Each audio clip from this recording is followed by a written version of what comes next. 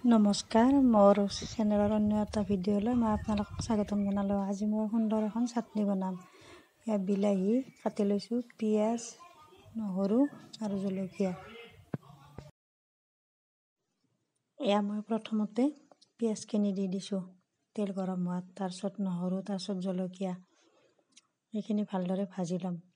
সুন্দৰ চাটনি খাই চাবচোন এবাৰ, ধুনীয়া লাগে, এবাৰ খালে খাই থাকিবৰ মন।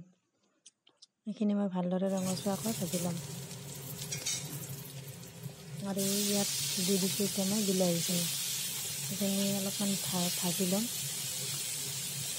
আৰু ইয়াত দিছোঁ মই অলপমান জিৰা গুড়া আৰু হালধি আৰু আন্দাজমতে নিমখ। সেইখিনি এতিয়া মই মিক্স কৰি ভালদৰে ভাজি ল'ম। কাৰণ গৰম গৰম ভাতৰ লগত এনেকুৱা এখন চাটনি হ'লে খাই খুব সোৱাদ লাগে। আৰু ইয়াত মই ইয়াত মাছৰ মূৰা 2 ফেলা। এই মাছৰ মূৰখিনি দি এনেদৰে বিলাহীখিনি ভাজি লৈ তাত মাছৰ মূৰাখিনি দি দিছোঁ, ভাঙি দিম, দি সুন্দৰকৈ এখন চাটনি। চাই থাককচোন ভিডিঅ'টো।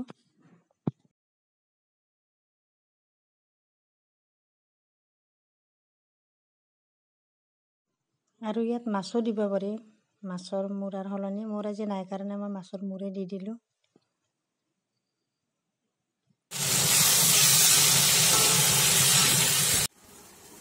আৰু এয়া মোৰ চাটনিখন ৰেডি। ধুনীয়া হৈছে চাওকচোন কালাৰটো, আৰু খাবলৈ খুব সোৱাদ। এবাৰ খাই চাবচোন।